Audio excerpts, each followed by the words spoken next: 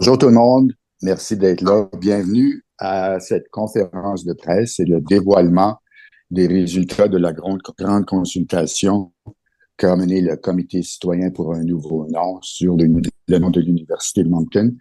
Je m'appelle Michel Nog, je suis membre du Comité citoyen pour un nouveau nom. Puis, je dois dire qu'on est tous fébriles parce que cet événement-ci, c'est l'aboutissement de plusieurs mois de travail par des dizaines et des dizaines de bénévoles. Je crois que c'est un moment important dans l'évolution du mouvement en faveur d'un nouveau nom pour l'Université de Newton. Vous savez, le mouvement pour un nouveau nom, c'est un peu comme une marée qui revient à tout bout de champ, puis chaque fois, la marée est un peu plus forte. Je crois que cette fois-ci, on peut dire que c'est vraiment la plus forte marée. Le vote qui a eu lieu du 14 février au 23 mars, c'est un vote historique. C'était la première fois que la population acadienne pouvait se prononcer sur le nom de leur université, de son université. Puis les gens étaient au rendez-vous. Plus de 5500 personnes ont participé à ce vote-là. Le, le tri dans toutes les possibilités de noms a été fait par le groupe de travail pour un nouveau nom de l'université. C'est un groupe de travail qui est formé de 6 personnes. On a des représentants avec nous aujourd'hui du groupe de travail. Je veux souligner la présence de Nicolas Landry. Il est professeur d'histoire à l'Université de Moncton, campus de Shippagan depuis 1995. Il a été doyen des études de 1991 à 1994. Avant ça, il a été aux Archives nationales à Ottawa. Avant ça, à l'Université Sainte-Anne à Pointe-de-l'Église. Le porte-parole du groupe de travail, c'est Adrien Dubé. Il est professeur émérite de géographie, ex-doyen. Il a passé 40 ans, consacré 40 ans à l'Université de Moncton, l'Université de Moncton, campus de Shippagan. Son champ d'expertise comprend l'étude des noms propres et la toponymie. Ce qui est intéressant, c'est que M. Bérubé a fait partie de la première cohorte de diplômés de l'Université de Moncton en 1964. Il a eu un autre diplôme en 1970. Pour lancer la discussion, je vous présente Adrien Bérubé. Merci, Michel. Tout le monde m'entend bien? Alors, bonjour à vous tous et toutes, où que vous soyez ce matin, grâce à la magie d'Internet, n'est-ce pas? Et je vous remercie de votre intérêt pour notre université et pour cette importante question qui revient à l'avant-scène à chaque occasion depuis plus de 60 ans, qui est celle du changement de nom de notre université. Alors, je suis Adrien Bérubé et j'agis comme Michel l'a dit, comme porte-parole du groupe de travail pour un nouveau nom de l'université, qui est un sous-groupe du comité citoyen, un comité de travail. Alors, ce matin, j'ai le privilège de vous présenter brièvement les faits saillants, les résultats des consultations, le fruit de nos réflexions et les 3 grandes recommandations du groupe de travail qui ont été soumises récemment au comité citoyen et aux autorités de l'université. Alors, pour commencer, juste un petit rappel. Michel l'a souligné, notre groupe de travail a été mis sur pied, ça fait un an déjà, en mai 2024, et il n'a pas chômé. Le groupe se compose de 6 personnes bénévoles, j'aimerais le souligner, de 3 hommes et 3 femmes qui proviennent des 4 coins de la province. Vous trouverez leur nom et leur qualité professionnelle sur la page titre et en annexe du rapport.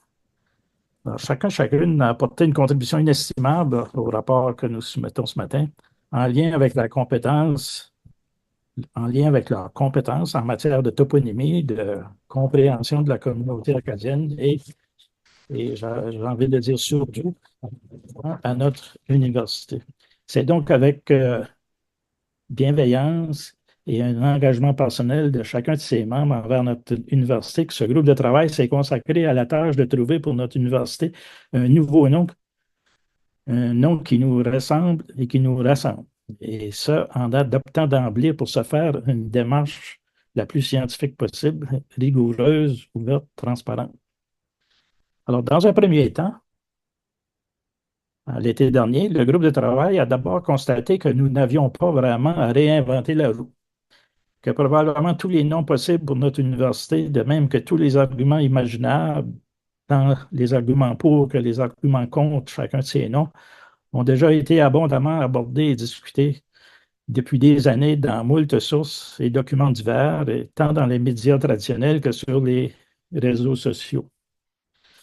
Durant le printemps et l'été 2024, donc, le groupe de travail a constitué une banque de nombreux noms, des nombreux noms éventuels en circulation, ainsi qu'une liste de critères objectifs, des critères qui regroupent de manière positive les qualités souhaitables d'un bon nom, de façon à pouvoir ensuite évaluer rigoureusement tout nom susceptible d'être retenu pour notre université. Dans un deuxième temps, en septembre 2024, le groupe de travail a rendu public cette liste de noms. Il y en avait au-dessus de 70 et un ensemble de critères permettant d'évaluer chacun de ces noms. Il a alors invité la population à les commenter et à lui proposer tout autre nom. Dans un troisième temps, après étude minutieuse de tous les nouveaux commentaires et suggestions reçus, le groupe de travail a procédé à la fin de 2024 à l'analyse minutieuse de cette banque de noms à la lumière des critères révisés. Et en janvier 2025, le groupe de travail a présenté publiquement le résultat de cette analyse et dévoilé 3 noms finalistes qui ressortaient clairement de tout le processus. Et soit Université d'Acadie, Université de Nouvelle-Acadie et Université francophone atlantique. Alors, comme Michel l'a dit, du 14 février au 22 mars, le comité citoyen a soumis ces 3 noms retenus par le groupe de travail à un vote citoyen en ligne. Et ce vote a donné les résultats suivants. Premièrement, soulignons que 5 467 personnes ont participé au vote. Il s'agit d'une participation considérable et conséquente qui a dépassé le seuil souhaitable de 5 000 votes que s'était fixé le comité citoyen. Deuxièmement, à la première question sur le bulletin de vote, qui se lisait ainsi: à votre avis, les propositions suivantes sont-elles acceptables pour renommer notre université? 2 des 3 noms proposés ont recueilli un niveau élevé d'acceptabilité. En effet, 76 des répondants ont jugé acceptable le nom Université d'Acadie et 65 ont jugé acceptable le nom Université Nouvelle-Acadie. Pour sa part, le nom Université francophone atlantique a été jugé acceptable par 46 des personnes votantes. Bon, il se dégage donc de cette première question un consensus important, à savoir que le vocable Acadie serait bien reçu s'il se retrouvait dans le nom de notre université. Troisièmement, à la seconde question du bulletin de vote, qui visait cette fois à établir laquelle des 3 options serait la préférée des personnes votantes, cette fois, c'est le nom Université de Nouvelle-Acadie qui a recueilli le plus grand nombre de votes et qui, en quelque sorte, ressort, je vais dire, gagnant de cette grande consultation. Plus précisément, le vote sur le nom préféré des personnes votantes s'est réparti comme suit. Pour l'Université de Nouvelle-Acadie, ce nom a récolté 2312 votes, soit 42,29 du total. Le nom Université d'Acadie, pour sa part, a reçu 1995 votes, soit 36, à peu près 5 du total. Et Université francophone de l'Atlantique, Université francophone atlantique, a reçu 522 votes, soit 9,56 du total. À ce moment-ci, il est important de préciser que le groupe de travail avait choisi d'exclure le nom Université Antonine Maillet, parmi les options offertes au vote populaire. Bien que ce nom réponde très bien aux critères comme en fait foi le tableau en annexe du rapport du groupe de travail. Notamment parce que le groupe de travail n'était pas en mesure d'obtenir le consentement de la célèbre écrivaine et que les bonnes pratiques de toponymie recommandent de ne pas attribuer le nom d'une personne vivante à un lieu ou une institution. Après le décès de Mme Maillet le 17 février, la possibilité d'ajouter son nom au bulletin de vote a été dûment considérée, mais finalement rejetée pour diverses raisons. Je n'entrerai pas dans les détails immédiatement. Le groupe de travail est néanmoins d'avis que le nom Université Antonine Maillet devrait ultimement faire partie de toute réflexion sur l'éventuel changement de nom de l'université. Alors, au terme de sa démarche et à la lumière des résultats obtenus de la communauté, en particulier avec cette importante consultation en ligne, le groupe de travail pour le nouveau nom de l'université a formulé 3 recommandations. Je vais vous les lire lentement chacune. Première recommandation. Que le comité citoyen appuie comme possibilité de nouveaux noms pour notre université les noms Université Nouvelle-Acadie et Université d'Acadie avec une certaine préférence pour Université Nouvelle-Acadie et demande à l'université d'accorder une attention prioritaire à ces 2 noms qui ressortent clairement du vote citoyen. La deuxième recommandation se lit comme suit. Que le comité citoyen appuie aussi comme possibilité de nouveaux noms pour notre université le nom Université Antonine Maillet et demande à l'université de porter une attention particulière à ce nom dans un processus de changement de nom.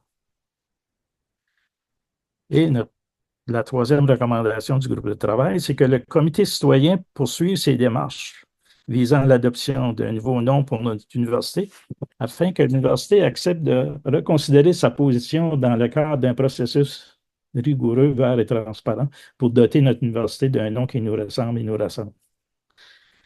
Alors, en conclusion, le groupe de travail remercie le comité citoyen de sa confiance et de son soutien, de même que toutes les personnes qui ont participé d'une manière ou d'une autre aux consultations et au vote en ligne, ce qui lui a permis de mener à bien cet exercice transparent et constructif qui repose sur des principes rigoureux en matière de toponymie et sur l'application de critères objectifs d'évaluation des noms.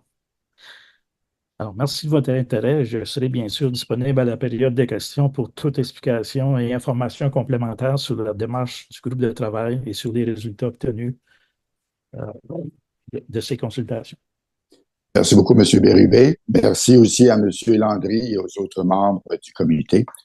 Vous savez, dans les démarches pour changer, faire quelque chose comme changer le nom d'une université, ça prend des appuis d'organismes. Un organisme qui a appuyé très tôt l'idée de changer le nom de l'Université de Moncton, c'est la Société de l'Acadie du Nouveau-Brunswick. La SANB a adopté en juin 2023 une résolution qui allait jusqu'à exiger que l'université soit renommée. Aujourd'hui, on a avec nous la présidente de la SANB, Nicole Arsenault-Slater. Elle est originaire de Balmoral, mais elle habite Saint-Jean depuis 1987. C'est une diplômée de l'Université de Moncton. Elle a fait une longue carrière dans les finances, entre autres au district scolaire numéro 52, si je me trompe pas, à la Banque Royale, chez Xerox. Elle siège au conseil d'administration de la SANB depuis 2018.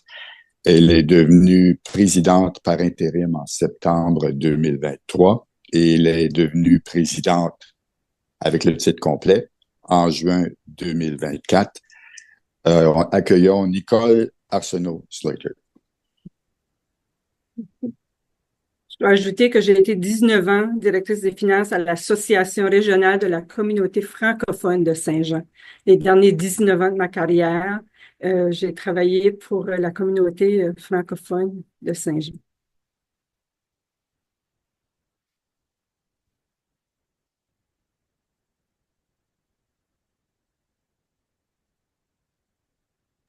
Merci de de la précision. Avez-vous des commentaires à nous faire, des remarques, Mme Arsenault-Slater? Absolument. Premièrement, je vais féliciter les membres du communauté puis tous les citoyens qui sont impliqués dans ce mouvement-là de changement de nom. Pour moi, je les félicite, puis ça me touche parce qu'ils ont vraiment l'Acadie à cœur. Puis s'il y a quelque chose que moi, si je suis présidente de la SANB aujourd'hui, c'est parce que j'ai l'Acadie à cœur. Puis je vois les effets d'aujourd'hui, même en 2025, comment ça se passe en Acadie. Mais je vais relire, on a deux résolutions à la SNB qu'on a eues à notre Assemblée générale annuelle. La dernière, je vais la lire, comme ça je ne vais pas faire d'erreur. Que l'AGA réitère la position de la SANB en faveur du changement de nom de l'université et qu'elle appuie et travaille en concertation avec le comité citoyen pour un nouveau nom, pour faire progresser le mouvement pour le changement de nom. Alors, pour la SNB, dans notre mission de départ, c'est de promouvoir la langue. Alors, d'appuyer le comité, ça tombe vraiment dans notre mandat. Et puis nous, comme ça a été voté par les membres, ça a été voté en majorité, alors il faut respecter la souveraineté de la tenue de l'Assemblée. Alors, puis, c'était la deuxième année. Alors, c'est ça qu'on a fait. On a publicisé le vote sur nos réseaux sociaux. Puis on a travaillé avec le comité pour faire certain qu'on pouvait faire ce que eux voulaient que, en tout cas, on travaillait ensemble. Alors, on a agi sur nos résolutions, puis on va continuer de le faire. C'est ça notre rôle, SANB. Merci beaucoup, Mme Arsenault-Slater. Ça va? Autre chose ou c'est complet? Ben, c'est certain que le travail n'est pas fini. Ça fait qu'on est encore là. On va continuer. Nous, on invite, on peut dire qu'on pourrait inviter les dirigeants de l'université à vraiment reconnaître la pertinence d'une réflexion transparente, rigoureuse et ouverte sur la question du nom. Puis peut-être, puisqu'on est la SANB, c'est pas nous qui gère ce comité-là, mais on peut peut-être faire le lien entre les trois. Je l'avais déjà dit après mon élection au mois de juin. Alors, si qu'on pouvait réouvrir cette porte-là, je pense que ça serait l'idéal. C'est ça que tout le monde veut. Merci beaucoup, Mme Arsenault-Slater. D'autres appuis, plusieurs appuis sont venus de la communauté. Vous avez sans doute vu les commentaires sur les médias sociaux, dans les lettres à l'opinion du lecteur. Un appui important de la communauté est venu de gens, en particulier Gilles Beaulieu.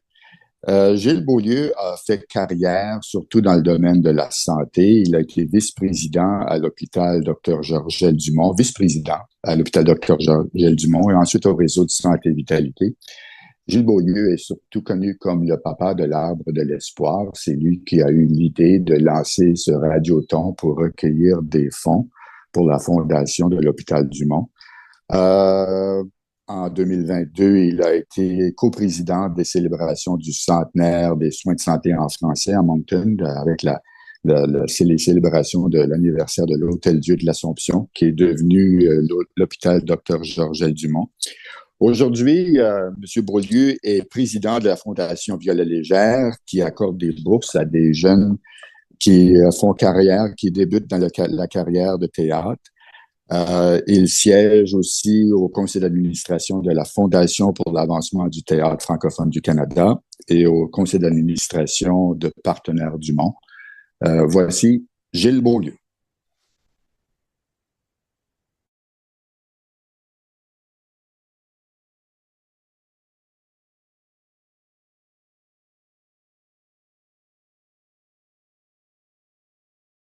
Voilà, vous m'entendez? Parfait. Alors, bonjour tout le monde. Merci, Michel. D'abord, merci de l'invitation à vous adresser la parole à titre de citoyen et aussi, surtout, à titre d'ancien de l'université. Si j'ai connu une carrière florissante dans ma vie et que j'ai pu, tout au long de mon parcours, contribuer à l'avancement et au développement de mon milieu, et en particulier à celui de la communauté acadienne, c'est dans une large mesure redevable à mon alma mater qu'à l'Université de Moncton. À ce titre, il existe un large consensus au sein de la société civile acadienne à l'effet que cette institution d'enseignement supérieur joue et continue de jouer un rôle prépondérant à l'avancement de la communauté acadienne. Vous savez, dans la vie d'une personne, d'une institution et d'une société, il arrive des moments qui nous amènent à se questionner. Dans tous mes cours à l'université, on m'a appris que l'inertie est notre pire ennemi. La question du nom de l'université refait surface depuis le choix du nom de Moncton, qui remonte à sa création. Comme étudiant dans les années 70, j'ai été confronté à cette question. Et j'ai, pour ainsi dire, fait mon nid. On me répondait à l'époque que cette crisette allait passer. Certes, un élan de jeunesse de tout chambouler, l'ordre établi. Pourtant, du haut de ma 71e année, cette question du nom de l'université me chamboule toujours, et même plus que jamais. Dans le respect des fondateurs et des fondatrices de mon alma mater, je respecte profondément le choix politique de l'époque. Mais depuis 1963, l'Acadie a repris des couleurs. Sa langue est devenue une langue officielle de la province. Et l'université est devenue une institution réseau avec ses 3 campus. Pendant ce temps, la société civile a créé des institutions et des organismes qui affichent fièrement notre identité, en commençant par la Société de l'Acadie du Nouveau-Brunswick, le Congrès mondial acadien. Même Radio-Canada a changé son appellation, Radio-Canada Atlantique, pour devenir Radio-Canada Acadie. Même l'aéroport international du Grand Moncton a changé son nom, Aéroport international Roméo Leblanc. Théâtre populaire d'Acadie, l'Acadie Nouvelle, les Jeux d'Acadie, et j'en passe. Vous savez, le rapport Chouinard-Basse a compris cela, en affirmant que le nom est rarement insignifiant. Il produit au contraire des effets extraordinaires. Il garantit le passé, nomme le présent, promet un avenir. La question du nom n'est pas qu'une question financière. À mon avis, elle est surtout une question identitaire.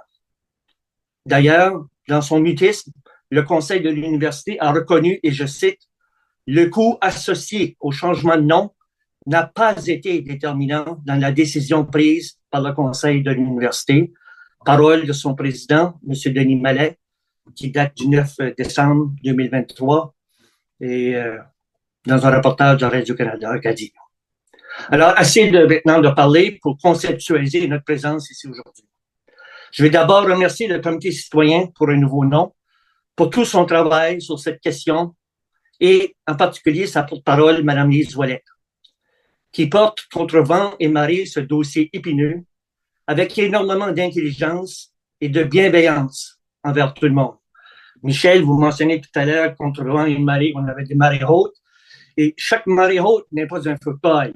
Il est bien documenté. Il y a une recherche. Lorsqu'on a abordé la question des coûts, un groupe de travail a été mis sur place pour chiffrer et évaluer qu'est-ce que ça prendrait. Aujourd'hui, on se trouve réunis de nouveau pour la question du nom, suite à une étude, un groupe de travail qui s'est penché sur la question. J'aime beaucoup cette démarche. Malheureusement, je ne peux pas en dire autant à l'université qui ne cesse de me décevoir par son manque de leadership et de transparence sur la question. Depuis quelques années, plusieurs citoyens demandent à l'université de réfléchir sur la question identitaire de son nom.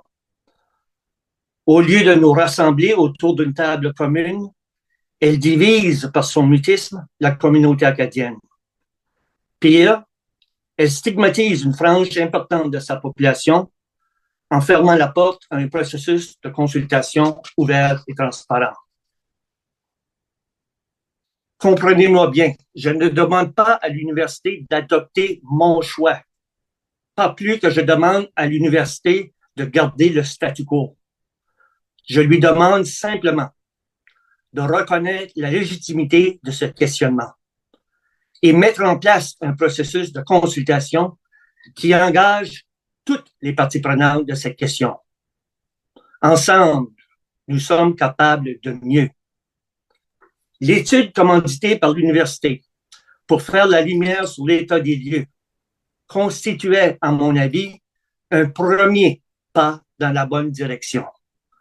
Ce rapport mettait la table pour la suite, soit un processus de consultation tant souhaité par la communauté. En rangeant ce rapport sous la tablette dès sa publication et freinant toute discussion sur le sujet, le conseil de l'université mettait abruptement fin au débat, à la réflexion. Une autre époque.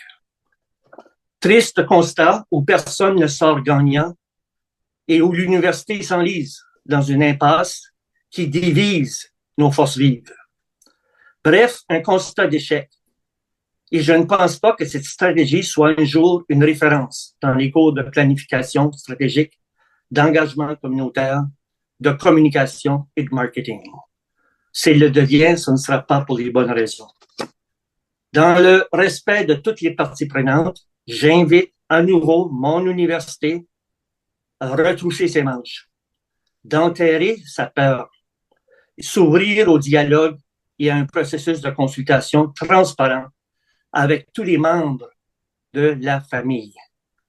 Ensemble, nous avons toutes les connaissances et toutes les habiletés pour régler intelligemment cette question. J'aurais bien aimé qu'un rapport comme celui dévoilé aujourd'hui eût été le fruit d'un processus de consultation mené par l'université. Devant son inertie, le comité citoyen a rassemblé des expertises diverses sur la question et nous nous retrouvons aujourd'hui pour le dévoilement d'un nouveau document qui alimente cette réflexion. Je tiens à remercier toutes les personnes qui ont mené cette étude sous la bonne étoile du professeur émérite de l'Université de Moncton, Campus Edmundston, M. Adrien Bérubé. Merci infiniment au travail de votre groupe. J'espère humblement que cette étude soit la bonne pour amorcer un virage au conseil de l'université.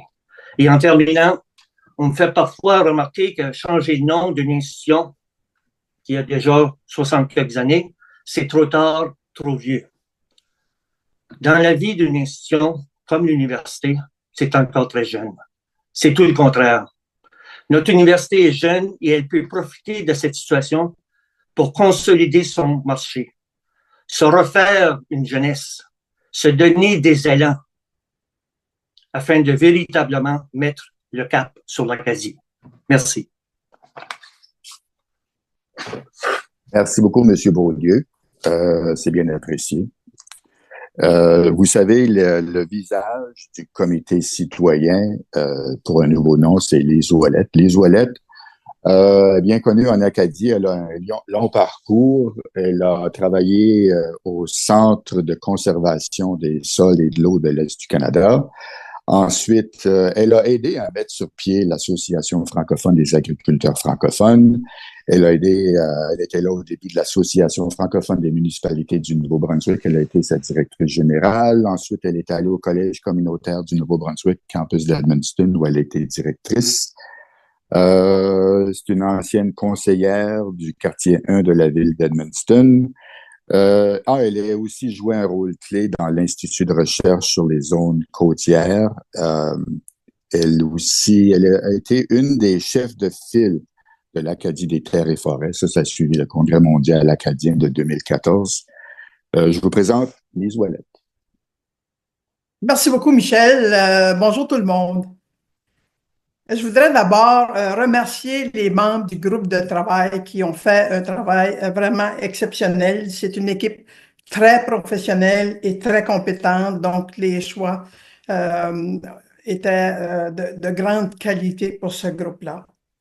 Adrien a mentionné que le travail était bénévole. En fait, c'est pas tout à fait vrai. Ils ont même dû assumer certains de leurs frais pour notamment une rencontre face à face. Donc, c'est encore là une très grande générosité et on leur en est vraiment reconnaissant. Je veux aussi remercier la population d'avoir participé activement à cet important exercice de consultation. Dans le contexte d'un incroyable bouillonnement de l'actualité, particulièrement au niveau national et dans nos relations avec nos voisins du Sud, dans le contexte aussi du refus complet de dialogue de la part des dirigeants de l'université, la communauté a quand même participé en grand nombre au vote sur les 3 noms soumis par le groupe de travail. Chapeau à la communauté pour son engagement. Le comité citoyen a bien reçu le rapport du groupe de travail et accepté ces 3 recommandations. Nous avons d'ailleurs déjà amorcé le suivi de ce rapport. Nous avons remis à l'université, au recteur de l'université, le rapport il y a maintenant près d'1 mois. Donc, ils l'ont déjà entre les mains. On nous a informé, on a accusé réception et on nous a informé que le rapport serait soumis prochainement au comité exécutif. Donc, nous attendons une réponse du recteur. Le travail du groupe de travail, le travail d'analyse du groupe de travail et la consultation communautaire était une étape très importante pour le comité citoyen et a été franchi avec succès. Un des arguments soulevés par certains opposants au changement est qu'il n'y a pas de consensus au sein de la communauté sur un nom. Nous savons maintenant que cela n'est pas fondé.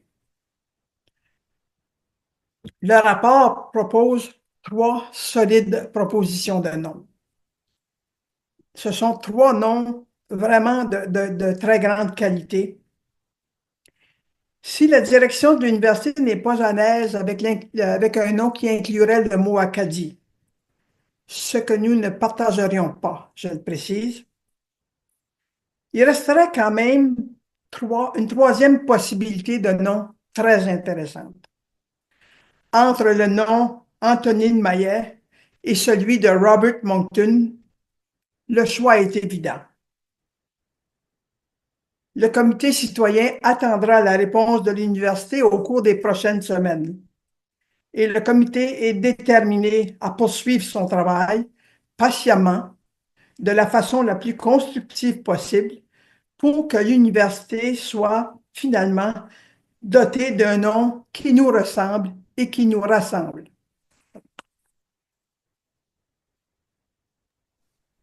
Merci beaucoup, Madame Ouellette.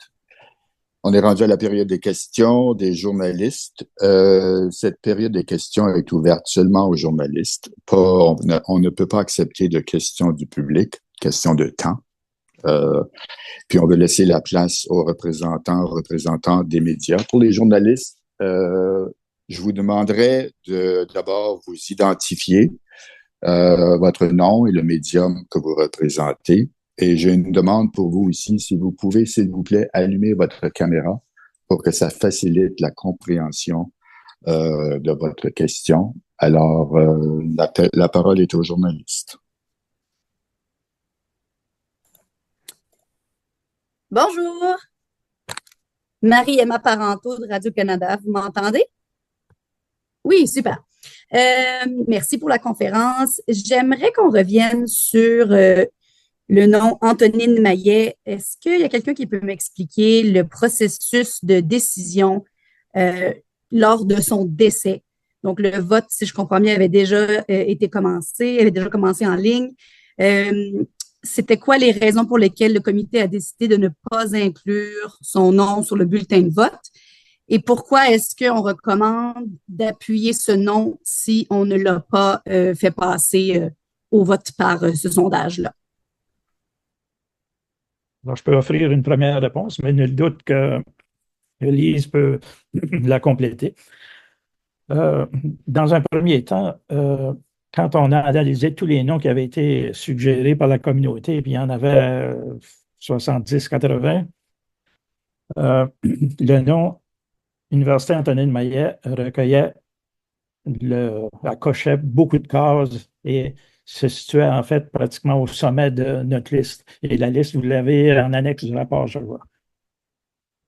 Ça, c'est une chose. Mais au moment où on a établi quelles seraient les questions sur le bulletin de vote, à ce moment-là, Mme Maillet était toujours vivante et un des principes qu'on a voulu respecter, c'est qu'une personne vivante doit d'abord donner son approbation et ça, c'était impossible de l'obtenir. Et deuxièmement, dans les bonnes pratiques de la désignation des noms de lieux, il est reconnu qu'il faut faire extrêmement attention quand il s'agit de personnes toujours vivantes. J'ai aucun doute que Mme Antonine Maillet aurait quand même passé le test avec brio, mais on n'avait pas sa permission. Et malheureusement, elle est décédée pendant le vote. À ce moment-là, il y a eu une réunion d'urgence de tous les intervenants et on s'est posé la question, est-ce qu'on arrête le vote? Est-ce qu'on continue? Est-ce qu'on change le bulletin? Et un effort a été fait à ce moment-là pour contacter les ayants droit de Mme Maillet pour avoir leur opinion. Ça a été fait par le comité citoyen et puis Lise pourra expliquer ce qui s'est passé. Mais tout ça étant dit, le vote étant déjà en cours, on a décidé de poursuivre tel que ça avait été débuté. Et ce qui n'a pas empêché le comité de travail de reconnaître que ce nom-là figurait en excellente position et cochait toutes les cases. Je n'ai pas parlé tantôt en détail des critères qui ont été utilisés. Nous en avions une dizaine à la fin. Et Mme Maillet a obtenu une excellente note, je dirais même la meilleure de tout ça. Donc, si on avait pu, on l'aurait mis son nom sur le bulletin de vote, mais on ne le pouvait pas. Ce qui n'a pas empêché, maintenant que Mme Maillet n'est plus parmi nous, de regarder de nouveau son nom et demander à l'université qu'elle fasse de même aussi dans son processus de changement de nom. Élise, est-ce que tu peux rajouter? Oui, merci, Adrien. Très juste l'explication d'Adrien. On a évidemment, comme tout le monde, un très, très grand respect pour Mme Maillet. Après son décès, si je reviens à la question, on n'a pas voulu bouger du tout sur la question pendant, je crois que c'est 2 ou 3 semaines. On a dit non, c'est trop récent, par respect pour Mme Maillet. On n'intervient pas du tout sur la question, mis à part des sympathies à titre individuel qui ont été exprimées notamment sur notre page Facebook, mais sans plus. On a eu de très nombreuses demandes de citoyennes et de citoyens qui nous disaient ajouter le nom Antonine Maillet sur le bulletin de vote. On pense que c'est pertinent. On a eu beaucoup, beaucoup de demandes. Il y en a qui ont été exprimées dans les médias ici, dans les médias sociaux en particulier. On a attendu donc une bonne période. En fait, à ce moment-là, on a demandé à l'exécuteur testamentaire, qui est la maison Leméac. Après consultation, ils nous ont demandé de ne pas inclure le nom de Mme Maillet sur le bulletin de vote. On a, sans questionnement, accepté cette demande-là de l'exécuteur testamentaire et donc on n'a pas bougé sur la question tout en continuant à recevoir des demandes citoyennes. Maintenant, ça fait maintenant plus d'un mois, j'oublie les dates exactes, et les funérailles ont eu lieu, la cérémonie, très très belle cérémonie funéraire. Donc c'est maintenant derrière nous. Le nom Antonine Maillet appartient maintenant à l'histoire, à notre grande histoire, et il était de mise compte tenu d'une part du nom, du recueil, du positionnement du nom par rapport aux critères. Donc, il était de mise de réfléchir à nouveau sur la question et on continuait à avoir aussi des demandes citoyennes sur la question. Donc, le groupe de travail on leur a soumis cette possibilité-là et donc la recommandation du groupe de travail a été partagée avec vous par M. Béribi tout à l'heure.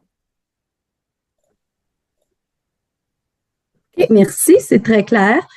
Donc là, si je comprends bien avec les noms, les propositions, les noms, qu'est-ce que vous demandez en fait à l'université? Donc, le rapport a été envoyé un mois, on attend l'accusé de on a eu l'accusé de réception, on attend une réponse. On attend quelle réponse? On veut une consultation publique, une réflexion, et qu'est-ce qui arrive au comité pour le changement du nom si l'université dit non? Euh, Effectivement, ce qu'on recherche, c'est de la part de l'université, une ouverture, reconnaître la pertinence du questionnement et d'enclencher un processus rigoureux, ouvert et transparent pour examiner la question de son nom. Si l'université dit non, on va continuer notre travail et je réitère de façon patiente, constructive aussi le plus possible. On a étudié des cas d'autres universités qui ont changé de nom. C'est pas un processus facile, c'est pas unique à l'université de Moncton. Et dans certains cas, ça peut prendre plusieurs années. Comme tout le monde le sait, c'est une question qui revient toujours. L'université est jeune, à 60 ans. Le timing, si vous me permettez l'expression, est maintenant plus ouvert que jamais. Il faut réussir à générer une ouverture de la part de l'université. On pense qu'elle serait largement gagnante. Évidemment, la communauté serait gagnante. L'affirmation identitaire, c'est au cœur de notre avenir. Donc, on va continuer patiemment, de façon constructive, notre travail. On a en quelque sorte des comptes à rendre à la communauté. On a une responsabilité vis-à-vis à la fois des signataires au départ, mais aussi donc les personnes qui ont participé au vote dont on a le rapport aujourd'hui. Merci. J'aurais une autre question pour tantôt. On peut faire le tour des journalistes si jamais on a le temps de revenir.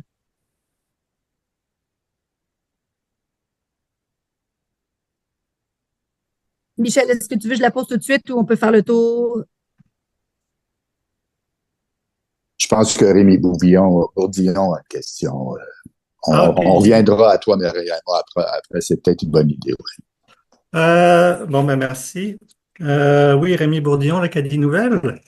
Je ne sais pas s'il y a des étudiants actuels là, dans l'assistance, mais j'ai l'impression qu'il n'y a pas une grande implication de la communauté étudiante dans le processus.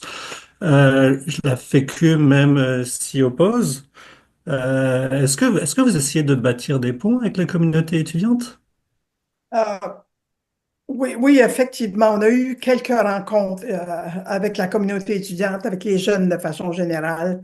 Euh, on nous répond, on a d'autres priorités. C'est pas qu'on est contre, on a d'autres priorités. On a eu une augmentation des frais de scolarité récemment. On a peur que ça entraîne des coûts qui seront transmis donc aux étudiants. Donc, il y a eu des échanges à ce niveau-là. Il y a eu leur positionnement. On a d'autres priorités, cette position-là, qu'on respecte pour le moment. Maintenant, on espère toujours qu'éventuellement, il pourrait y avoir un bon dialogue aussi avec les jeunes et la communauté étudiante. On sait que, et M. Beaulieu le mentionnait, dans le passé, les jeunes ont souvent joué un rôle de leadership au niveau de l'université même, au niveau de la communauté acadienne aussi. Mais c'est pas une surprise dans un sens où, même à cette époque-là, c'était pas la masse des jeunes qui étaient engagés, c'est toujours à quelque part une certaine élite au niveau des jeunes. Maintenant, il y a des préoccupations financières, de logement, de frais de scolarité très importantes présentement. Et donc, ça influence, il n'y a pas de doute, la position des jeunes, ce qu'on respecte et on espère effectivement reprendre contact et rediscuter avec les jeunes de cette question importante-là. Ok, merci. Et oui, un point qui revient quand même souvent, c'est la question du coût. Et justement, est-ce que les étudiants disent ça, c'est qu'on leur demande tout le temps de payer plus cher et puis ils voient ça comme une dépense qui est peut-être pas primordiale actuellement. Est-ce que vous faites des propositions par rapport à ça, par rapport au financement? Parce que, bon, il va bien falloir trouver cet argent. Oui, absolument. Et il y a d'ailleurs, je vois le nom de André Leclerc. Il y avait aussi Pierre Cadieux, je sais qu'il est dans le groupe, qui était impliqué dans cette étude-là avec Michel Nadeau et Silvio Boudreau. Euh, la question des coûts, on voulait, nous autres aussi, c'est une question, non pas qu'elle est importante dans le sens qu'il ne faut pas monnayer notre avenir, et c'est un investissement important, mais il était clair que le coût qui était proposé par l'université était gonflé et on voulait avoir une évaluation plus indépendante et plus rigoureuse de la question des coûts. Donc, cette étude-là a été faite, très bien faite d'ailleurs. Et un autre élément très important, le comité citoyen, on s'est engagé à mener une campagne de financement communautaire pour assumer les coûts du changement de nom. Dans le rapport de l'équipe de M. Leclerc et de ses collègues, le coût, là j'y vais de mémoire, a été estimé à moins de 1,5 million. Donc, l'engagement du comité citoyen pour une campagne de financement, c'est effectivement d'aller chercher le montant de 1,5 million. Donc, on ne veut pas transférer des coûts à la communauté étudiante. On veut poursuivre notre engagement pour aller chercher les fonds nécessaires pour faire ce changement-là. D'accord, merci. J'aurais juste une toute petite question, puis après j'en ai plus du tout. C'est juste le nom de Nouvelle-Acadie. J'ai l'impression qu'il me manque une référence là. Pourquoi Nouvelle? J'ai jamais vu ça ailleurs. Oui, en fait, c'est un nom qui est utilisé. Les historiennes et historiens pourraient vous en parler depuis quand même un petit bout de temps. C'est un peu l'Acadie qui se reconstruit. Et il y a notamment Joseph-Yvon Thériault, qui est un sociologue qui en parle là, dans certains de ses écrits. J'ajoute d'ailleurs que Madame Maillet elle-même avait pris position en faveur du nom Nouvelle-Acadie.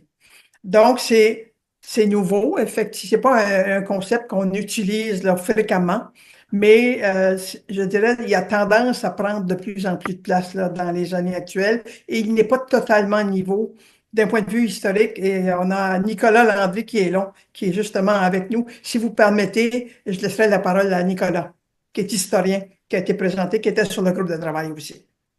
Merci, Lise. C'est-à-dire qu'il y a une référence datée par rapport à Nouvelle-Acadie. Pendant longtemps, on a utilisé le terme Renaissance acadienne. Ça a débuté avec la première Convention nationale acadienne en 1881 à Memramcook.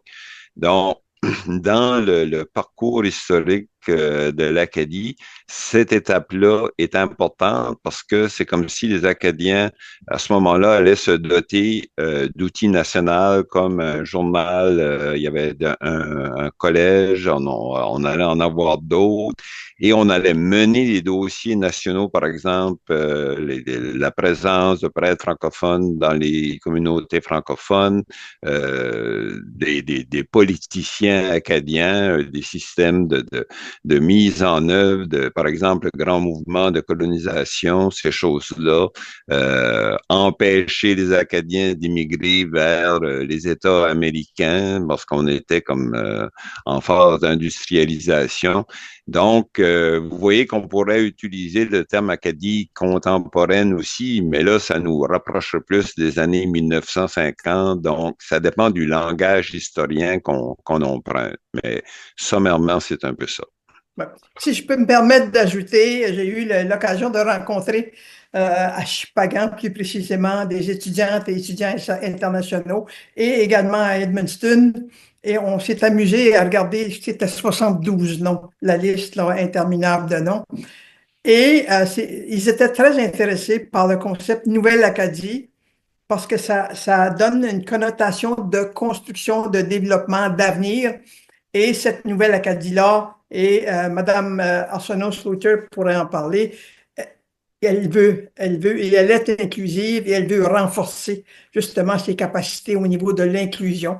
Donc, il y avait ce message-là. les étudiantes et étudiants internationaux disaient, c'est notre occasion pour participer à la construction de quelque chose. Donc, pour ces personnes-là, c'était vu comme étant très positif. D'accord. Marianne. Ah, Rémi, avais-tu une autre question? Oui. Non, non, non, c'est bon, merci. Adrien, Oui, si vous Ah. permettez, est-ce que vous m'entendez? oui. Si vous permettez, ben, je trouve cette dernière question-là est comme très intéressante de la part d'un journaliste de l'Acadie Nouvelle. J'étais là au moment de la fondation du journal et le choix de ce nom-là a été fait en pensant justement à ce concept-là de Nouvelle Acadie. Maintenant, ça fait un beau jeu de mots. Vous pourrez vérifier ce que je dis là, confirmer. Acadie Nouvelle, ça fait un jeu de mots sur Nouvelle Acadie et voilà. Je peux peut-être me permettre d'ajouter aussi qu'un nom parfait, là, ça n'existe pas. Là. Ça n'existe pas quand on a un enfant, quand on met un enfant au monde. Souvent, il y a des astinages, comme on dit, entre les deux familles, comment il va s'appeler, puis, etc. J'ai vécu ça à plusieurs reprises. Il n'y a pas de nom parfait. Et la raison pourquoi dans notre rapport, on n'a pas pris position pour un seul nom en particulier, c'était pour donner quand même un éventail de choix sur des noms qui sont acceptables, même si on ne dit pas nécessairement que c'est notre préféré, ils sont quand même acceptables. Et je pense qu'il y en a, je pense que c'est Gilles tantôt qui a dit, Gilles Beaulieu qui a dit je ne suis pas nécessairement pour un nom plus que pour un autre. Lui est d'accord que ça nous en prend un meilleur. Alors, merci. Marie-Emma, tu avais une autre question? Oui, merci. En fait, c'était vraiment en lien avec Rémi. C'est peut-être pour Lise. Moi aussi, c'était sur la FECUM. Madame Ouellette, on savait que les étudiants, bon, avaient de la misère soit à se prononcer ou ne voulaient pas vraiment se prononcer, mais pendant votre vote en ligne, il y a quand même la FECUM qui a fait ses élections et là, il y a eu un suffrage. Les étudiants, pardon, ont pu s'exprimer sur la question. Est-ce que ça vous a surpris la réponse du non pendant votre sondage?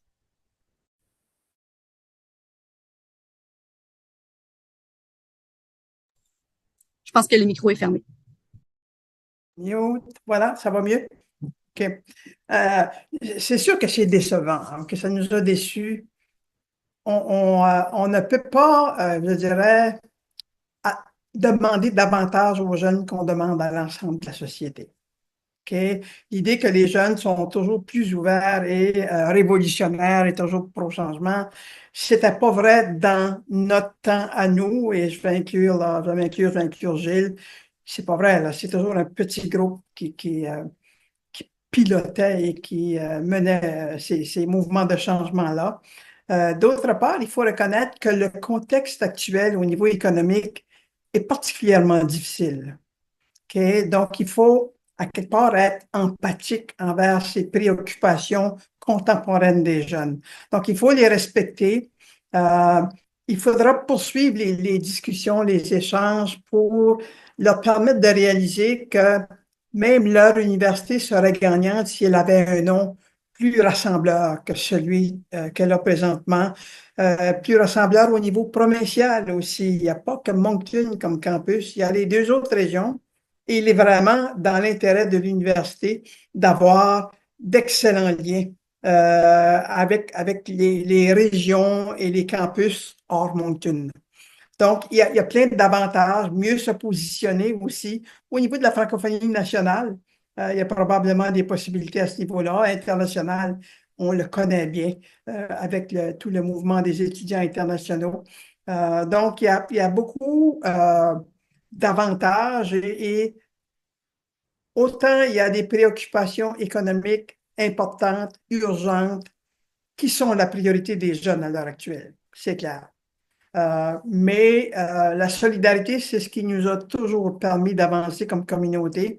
Même si moi, je ne suis pas engagé dans un mouvement en particulier ou dans une organisation en particulier, je peux être solidaire et je dois être solidaire. Donc, il faudra retravailler là-dessus. Il y a des gens qui nous ont dit aussi, et encore là, je parle lors de l'Assemblée annuelle de la SANB à Miramichi. Il y avait un intervenant issu de la diversité culturelle qui disait à l'Assemblée annuelle, ben écoutez, l'Acadie, qu'est-ce que c'est? Mes jeunes vont à l'école, ils n'en ont jamais entendu parler, on ne sait pas qu'est-ce que c'est, il n'y a personne, tu sais, on n'est pas inclus. Donc, il y a du travail à faire à ce niveau-là. Je vais dire notre génération, puis j'inclus les personnes qui seraient offensées, que je les inclus dans notre génération, mais quand même, on a peut-être failli à partager avec les nouvelles générations, pas seulement les nouveaux arrivants, mais les nouvelles générations acadiennes aussi. On sait qu'il n'y a pas de cours d'histoire dans le programme Histoire de l'Acadie, dans le programme de base. Dans le système public. Il n'y en a pas non plus à l'université. Il y a un vide, là. Il y a un héritage qui n'est pas transmis et je pense que ça fait partie aussi de peut-être des hésitations des jeunes dans ce dossier-là. On ne peut pas dire, l'Acadie, c'est dans mon cœur, on n'a plus besoin d'en parler, c'est dans nos cœurs. Maintenant, comme on dit, loin des yeux, loin du cœur, si on ne voit pas l'Acadie, si on voit un paysage linguistique massivement anglophone, il y a des messages négatifs là, puissants à ce niveau-là. On est une petite minorité, on n'a pas le choix. Il faut être là très, très proactif, très affirmatif. Et le nom de l'université, affirmer, donc lui donner un nom qui affirme ce qu'elle est, sa mission, qui affirme qui nous sommes également, ce serait un atout très intéressant du point de vue de la communauté et ça pourrait être avantageux pour l'université aussi. On en est convaincu. Parfait. Juste, excusez-moi. Peut-être je vais intervenir pour préciser qu'au secondaire, il y a un cours d'histoire acadienne optionnel que les jeunes peuvent faire en 11e ou 12e année. Puis à l'université, il y a un cours d'histoire générale qui est optionnel pour certains programmes, qui est obligatoire pour d'autres. Donc, c'est juste une petite précision. Merci. Dernière question, c'est simplement au niveau technique. Donc, j'ai compris qu'on était content du taux de participation. Ouais. On ne connaît pas vraiment l'origine de chaque vote parce que ça s'est fait en ligne par adresse IP, donc on ne sait pas d'où que la personne vient de la Côte d'Ivoire ou d'Edmundston. Par contre, est-ce qu'on a la répartition du vote en ligne et téléphonique? C'est essentiellement en ligne. J'oublie les chiffres. On n'en a pas fait la promotion parce qu'on voulait fonctionner le plus possible en ligne. On n'a pas les ressources pour gérer des lignes téléphoniques, mais il y a une personne bénévole indépendante du comité qui a accepté de le faire. J'y vais de mémoire, autour de 75 téléphones et la balance en ligne. OK, parfait. Et est-ce que vous avez un commentaire à dire par rapport aux 588 personnes ou votes qui ont voté là, pour pas acceptable ou aucune réponse? Est-ce que vous avez plus de détails à donner là-dessus? C'est tout à fait respectueux. C'était la raison pour laquelle on avait cette question-là. D'évaluer le niveau d'acceptabilité, c'était important pour nous. Donc, les personnes qui jugeaient qu'aucun des trois noms était acceptable l'ont exprimé et ça fait partie de la démocratie, c'est de plein respect. Merci. Merci, Mariana. Est-ce qu'il y a d'autres questions de journalistes en ligne? Je sais que j'ai d'autres anciens collègues qui sont en ligne. Est-ce qu'il y a quelqu'un d'autre qui a une question? Ça va?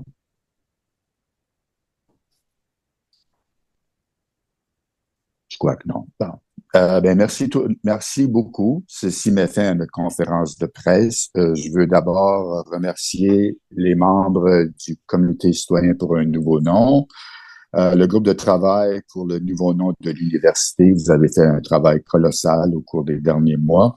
Merci à Nicolas Arsenault-Slater de la SANB. Gilles Beaulieu, merci pour votre message percutant. Je veux remercier les journalistes d'avoir posé des questions pertinentes, comme toujours. Merci aussi aux organisatrices du Zoom qui ont mis beaucoup d'efforts pour préparer ceci, Mylène Leblanc et Ginette Duguay. J'ai aussi souligné la participation de celui qui a lancé tout ce mouvement-ci il y a 2 ans, Jean-Marie Nadeau, le nationaliste acadien, qui est encore très impliqué dans ce mouvement, très présent, mais beaucoup d'énergie. Et je veux remercier les gens du public qui ont participé, qui ont assisté à cette conférence de presse. N'oubliez pas que vous pouvez voir cette vidéo. Cette vidéo va être mise sur la page Facebook Opération Nouveau Nom plus tard aujourd'hui. Et aussi, on est toujours